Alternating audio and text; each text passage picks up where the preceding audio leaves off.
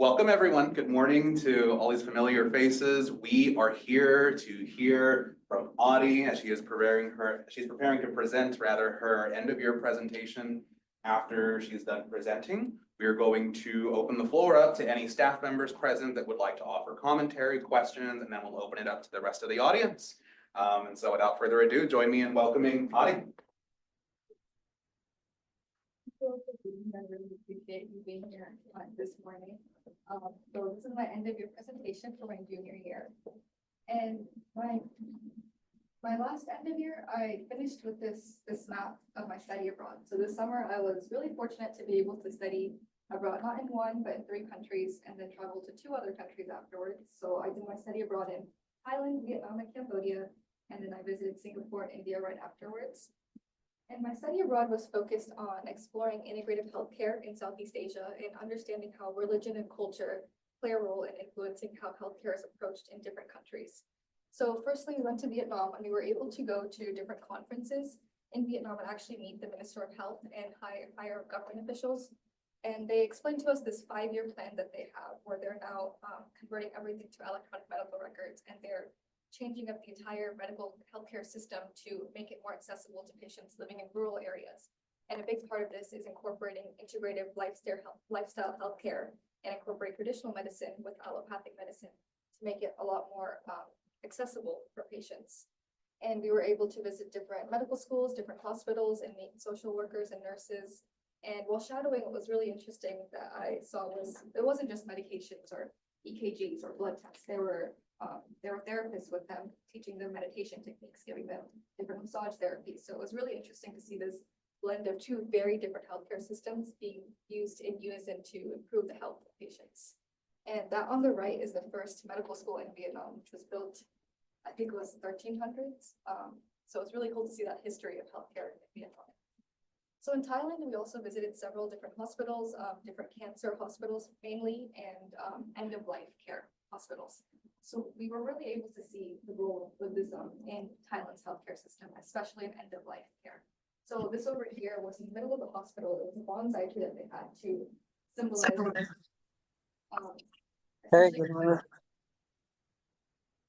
essentially create like a meditative space for patients who were going through that end stage palliative care. And so it was very interesting to see how much of a role that religion that's very different from what we see in America plays in healthcare. And then finally, we visited hospitals in Cambodia. And Cambodia was the country that was the most reliant on traditional medicine, mainly because of the expense of Western medicine. So you can't really see in this picture, but once you go inside the children's hospital, they have this huge area of just like different herbs and different plants. And you see them using those in with the Western medications to make more accessible for patients living in rural areas. And aside from the educational aspect, I did do a lot of tourism as well during my study abroad. So this is Hoi An, Vietnam, and it was a very beautiful city. And one of the things that really stood out to me was how you see like French architecture with also like Vietnamese lanterns. So it was kind of a symbol of the healthcare system, having both the Western and the traditional aspect blending together. And the picture on the right is this small village that we traveled to through a boat. It's called the Coconut Village. And it's very interesting to see how the residents of this village, their daily lives, how they eat, how they sleep, their homes and all that. So it was very interesting to see a completely different lifestyle than ours. And I visited a lot of Buddhist temples in Thailand and was able to learn a lot about the religion, about the history of Buddhism. And that actually has helped me a lot here. I realized that a lot of the patients that I interact with as an MA were actually Buddhist or were from Southeast Asia. So learning about this has helped me connect with them more. And in Cambodia, I got to finally visit Angkor Wat, which was like a 10-year dream of mine. So it was really incredible to be able to see that architecture and the culture and the history actually in person. And basically from the minute I took the plane back to the US, I started studying for the MCAT after my study abroad. And I spent around 6 to 7 months studying for it. I was looking back at, to make this presentation, I was looking back at my spreadsheets and my question banks that I had done, and I realized that I did 17 full-length practice exams, which were each 7-hour-long exams. I took over 8,000 practice questions, 10,000 plus flashcards, and a total of 1,200 hours studying. This was my daily log of hours studying, and it definitely really tested my resilience and my confidence. I felt like a lot of times that I would not be able to take the exam, especially like if you see my practice exams, it wasn't all up. It was a lot of up and down. There's a lot of stagnation. I came to Christy a lot saying like, I'm stuck at a 517. What am I supposed to do? It definitely, it was something that I did not think I would be able to accomplish, but I was fortunate enough to go through it. And I spent a lot of time in the JPL sleeping and see my whiteboards, all the biochem pathways. I took my MCAT on January 16th and I got a 524, which is the 100th percentile, and it's actually above the MCAT average for every medical school in Texas in the US. So I think it will definitely help my application to get to medical school. But more than that, I think it really just taught me that if I put my mind to something, anything is doable. Like I really thought I could not take the MCAT because people really talk about how much of a difficult exam it is, but it was doable with just the work ethic and dedication. I think the skills that I got from studying for the MCAT, I'll definitely take with me for future step 1 and step 2 in future exams. And I also have been working at my lab at the Center of Mitochondrial Medicine at the Long School of Medicine. On this time, I worked a lot on like protein interactions and how that affects metabolic disorders. And we recently submitted a manuscript to Molecular Cell, so it's in peer revision right now, and we're waiting to hear back. And I also was able to get involved in some coding aspects of data analysis as well, which Jose helped me on. But I was able to use neural networks for data analysis. That was something completely new to me. I had never touched code in my life, so it was really interesting to try something completely new and start from square one. And I was also able to mentor high school students in our lab, and they were in the same program that I was in high school, so it was cool to see them in the exact same position that I was in 4 years ago, and hopefully give them that same like spark of interest in research that my mentors gave me. And for leadership, I'm the captain of UTSA Natya Mayuris, which is the first Indian classical dance organization at UTSA. And this year we were able to present at different UTSA events like Light Up SEO. And it was really a great opportunity to show an audience that has never seen Bharatanatyam, this like new art form, especially because it's a classical traditional art form. So it's not something many people know about. So I really loved being able to share that part of myself to the UTSA community. We were also able to perform at various different cultural events. And it was great to see the organization grow this semester, not just in the number of people, but also I saw a lot of dancers go from being a little timid and shy about their ability to a lot more confident this year. So I was really great to be part of that journey of helping people find confidence in their dance ability. And then in my solo dance endeavors, I competed at the North American Association, Tamil Association, and won first place in the classical dance category. And I also performed a few pieces on domestic violence and different like, I guess, societal issues that we don't really talk about in Indian culture. So I was lucky enough to perform, like, compose and choreograph pieces for that as well. And for leadership also, I remember I was going through my application process and I was remembering, like, as a freshman, how stressed out and overwhelmed and unsure I was about the pre-med process. So because of that, I worked with a few doctors and medical students to organize a doctor's day event. And we had an MS4 from Harvard Medical School come and talk to us about her journey, about her advice, about basically her idea of what we should do to get into medical school. And we had over 100 pre-med students and high schoolers, even a middle schooler was there to come and learn about the pre-med journey. And we had over 50 positions that we were able to get them to agree to network and help students who are in the pre-med process. So through this, I'm hoping to kind of connect doctors with our medical students and with undergrad students to kind of make this a more collaborative effort and reduce that feeling of overwhelmingness that we often feel as pre-meds. And I also started as a volunteer teacher at the Rise School of San Antonio. So this is a school for children with neurodevelopmental disorders. This is my favorite part of my year. I was able to work with children with a wide range of neurodevelopmental challenges such as spinal muscular atrophy, autism spectrum disorders, Down syndrome, selective mutism, cerebral palsy. And not only was I able to learn more about how these disorders present, but also about how to help these children with different challenges that they have, like if they have cognitive issues versus if they have physical issues. And I was able to collaborate with teachers, with occupational therapists, speech therapists, physical therapists to create basically personalized ways to help these children improve. And the most self-fulfilling part of this was to see the children improve. So we had kids going from not really being able to move at all. Like they would just be laying there, and then months later they're crawling or they're standing. Or one kid last week ate Cheerios for the first time. That's the first time he's ever eaten anything. So it's really incredible to see that transition in children that therapy can do. And from my study abroad, I learned a lot about integrative healthcare, and I kind of wanted to bring that with me back to San Antonio. So I've been working with a local doctor, Dr. Adhishree, who I MA'd for last year, in creating this stress resilience workshop. And essentially, we're trying to incorporate those integrative practices that they use in Southeast Asia with the allopathic medicine we have here, and create this workshop to provide stress management techniques.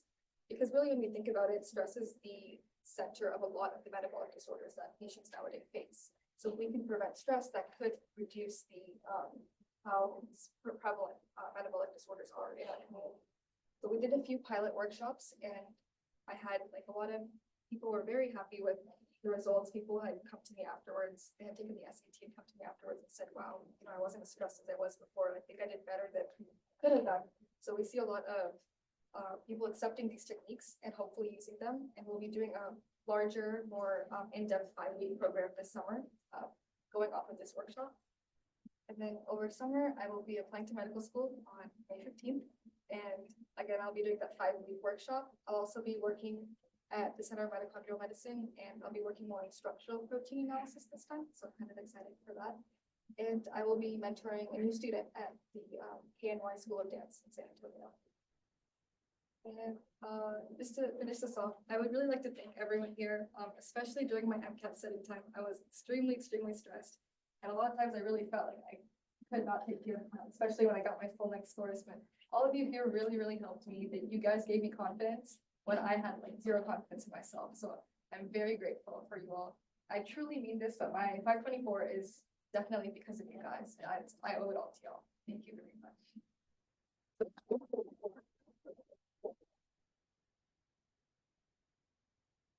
So I will start. We all in this room collectively have confidence in you because you navigate each of these avenues with the utmost degree of confidence, at least from our outside perspective looking at, or at risk of speaking for everyone, at least from my perspective, right? So it's fascinating. It's fascinating to hear about all that you've been doing and to just see it so seamlessly integrated all together. So I think this was a great presentation. Good job. I want to read the chat. Zanetta says, giving Harvard Med. Fernando says, beyond proud of you, couldn't help but smile. All throughout the presentation, what a year and what an MCAT score. I'm so excited to hear about what's next for you. As you approach your senior year, a couple of things. One, mentorship. There are so many scholars about to embark on the MCAT process, share your knowledge. 2, legacy, really think this next year about what you want to leave behind. And 3, visit Harvard. I wasn't so hard on you this year because of the MCAT, but now it's time to plan a visit. So, sure, let me scroll down here. I think that's all they got. Yeah, and I'll just add, yeah, wow. So, great job, and as great as that MCAT score is, and I'm so proud of all you've done, you're more than that. So don't let that be all you want. Thank you. Yeah, and bring those younger scholars with you. I mean, you're obviously doing the mentoring in other bigger communities, but take a scholar with you when you go out and are in these places and spaces and get to know them. You have a lot to offer. Have things you want to share? I feel like I'm one of the scholars that's been brought along with you on this journey, and I'm just so thankful for being able to witness your progress this year. Your dedication to the MCAT, but also like your effort to maintain the other aspects of your life, your research, your dance, your functioning as a human being. It's really incredible. And I think one of the things I really commend you for that I've realized as you studied for the MCAT has been that like you have maintained like other avenues of your life, like George said, but also like the depth to you and the kindness that you have and the way that you are thinking about your community has not changed, even as you've committed hours and hours and like endless time to this process. And I really admire that because I think in the world of, pre-healthcare professions, it is really easy to get swept up in a test score or an application and to start quantifying things. And with you, I've always seen that broader goal. I've always seen that impact. And it's just really inspiring to know that it can be done. And that you are the best example I have of someone who does that.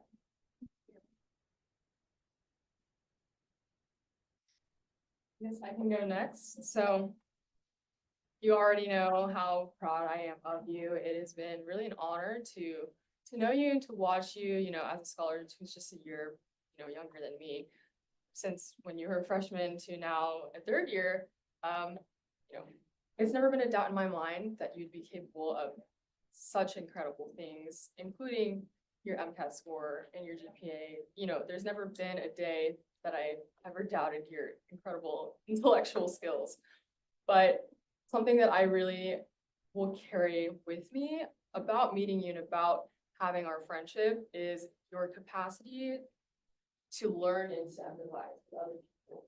There have been many conversations, I think, sometimes like you and I staying late at the GPL or being in the top space where we get to, discuss some pretty incredible things, difficult, controversial topics in medicine, different like social and socioeconomic barriers in healthcare. It's not limited to just medicine, but a lot of our conversations are about those topics. I learn a lot from you, and I really learn from you about how you can broaden your mindset, about listening to different people's stories and changing the way you view things in order to make yourself a better, more open-minded person. Not that you weren't before, but I think even more so now, after knowing you after the 3 years, every time you talk about really any topic, is pretty incredible to see how your mind can be so malleable and so open to other perspectives. And that is something that, I hope to take with me as I go on after I graduate and leave you behind, unfortunately. You're a friend who's really pushed my own personal boundaries in that aspect. And so for that reason and other reasons, I already know that you will be a great provider in the future. And all I have to say is good luck to everybody who's applying with you.